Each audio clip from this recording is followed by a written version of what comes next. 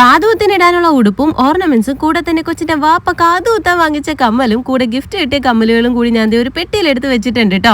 എന്റെ സുന്ദരി മണവാട്ടി ഇവിടെ റെഡി ആയിട്ടുണ്ട്. മണവാട്ടി ലുക്കൊക്കെയാണ് ഞാൻ ഉദ്ദേശിച്ചിട്ടുണ്ടായിരുന്നത്. ആ ലുക്കിലേക്ക് എത്തിയോ ഇല്ലയോ എന്നുള്ളത് നിങ്ങൾ കമന്റ് ചെയ്യാൻ മറക്കണ്ട കേട്ടോ. മണവാട്ടി ആണെങ്കിൽ ഡ്രസ്സപ്പ് ചെയ്തപ്പോ മുതൽ ഈ ഒരു സ്ഥായി ഭാവത്തിലാണ് കേട്ടോ തുടരുന്നത്. എന്റെ ഇക്കാകാന്റെ ഉമ്മമാരും പിന്നെ കൂട്ടത്തില് കൊച്ചാപ്പാടെ മോളും കൂടി ഉണ്ട് കേട്ടോ കാതുകുത്താൻ പോകാനായിട്ട്. ഞങ്ങൾ അങ്ങനെ എടപ്പള്ളിയിലുള്ള നക്ഷത്ര ഗോൾഡ് ആൻഡ് ഡയമണ്ട്സിലേക്കാണ് കേട്ടോ കാതുകുത്താൻ വന്നത്. സ്വർണ്ണത്തിന് വില കൂടുതലാണെങ്കിലും സ്വർണ്ണ കടയിലെ ആളുകൾക്ക് വലിയ കുറവൊന്നുമില്ല കേട്ടോ. ഹംന ഈ ഒരു കോസ്റ്റ്യൂമിലായതുകൊണ്ട് തന്നെ എല്ലാവരുടെയും ശ്രദ്ധ പിടിച്ചു പറ്റുന്നുണ്ടായിരുന്നു. ഹംനയാണെങ്കിൽ നിർത്തിയോടുത്ത് ഇരുത്തിയോടുത്ത് എന്ന് പറഞ്ഞ മട്ടിലായിരുന്നു കേട്ടോ. അങ്ങനെ ഇരുന്നതുകൊണ്ട് തന്നെ ആ ഡ്രസ്സപ്പ് ചെയ്തത് അതുപോലെ തന്നെ ഇരിക്കുന്നുണ്ടായിരുന്നു. അല്ലെങ്കിൽ മൊത്തത്തിൽ അവൾ അലമ്പാക്കിയത്. ഹംനക്ക് ഒരു 2 മാസം പ്രായമുള്ളപ്പോൾ മുതൽ ഞങ്ങൾ നേരിടുന്ന ക്വസ്റ്റ്യൻ ആണ് കേട്ടോ, എന്നാണ് ഹംനയുടെ കാതുകുത്ത് എന്നുള്ളത്. ഫൈനലി ഇതാ 1.25 വയസ്സായപ്പോഴേക്കും നമ്മൾ ഹംനയുടെ കാതുകുത്തിയിട്ടുണ്ട്. ആദ്യത്തെ കാതുകുത്തിയപ്പോഴുള്ള ഒരു അവസ്ഥയായിരുന്നു കേട്ടോ ഇത്. പിന്നെ കുറെ മിഠായി ഒക്കെ കൊടുത്തിട്ടാണ് രണ്ടാമത്തെ കാതും കുത്തിയത്. നമ്മൾ ഗൺഷൂട്ട് അല്ലാട്ടോ ചെയ്തത്, തട്ടാനെ കൊണ്ട് തന്നെയാണ് കുത്തിച്ചിട്ടുണ്ടായിരുന്നത്. കാതുകുത്ത് കഴിഞ്ഞപ്പോഴേക്കും തലയിലുണ്ടായിരുന്ന ആടയാഭരണങ്ങളെല്ലാം അഴിച്ചു മാറ്റിയിട്ടുണ്ട്. ഹംനയുടെ കാതുകുത്ത് വൈകിപ്പിച്ചത് ഞാൻ തന്നെയാണ് കേട്ടോ. ഈ വേദന കാര്യങ്ങൾ ഓർക്കുമ്പോൾ ഒരു ടെൻഷൻ ഉണ്ടല്ലോ, അത് ഓർത്തിട്ടാണ് ഇത്രയും വൈകിയത്. കൂട്ടത്തിൽ ഒരുപാട് വീഡിയോസിൽ കുഞ്ഞു മണവാട്ടി ലുക്കിൽ കുട്ടികളെ ഇതുപോലെ കാതുകുത്താൻ കൊണ്ടുപോകുന്നത് കണ്ട് ഇൻസ്പയർഡ് ആയി ഇതുപോലെയൊക്കെ ഒന്ന് ചെയ്യിക്കണമെന്നും ഉണ്ടായിരുന്നേ. എന്തായാലും അള്ളാഹുവിന്റെ അനുഗ്രഹത്താൽ എല്ലാം ഭംഗിയായി സാധിച്ചിട്ടുണ്ട്. കാതുകുത്തൊക്കെ കഴിഞ്ഞ് കുറച്ച് അലമ്പുണ്ടാക്കിയാലും അതെല്ലാം സമാധാനിപ്പിക്കാൻ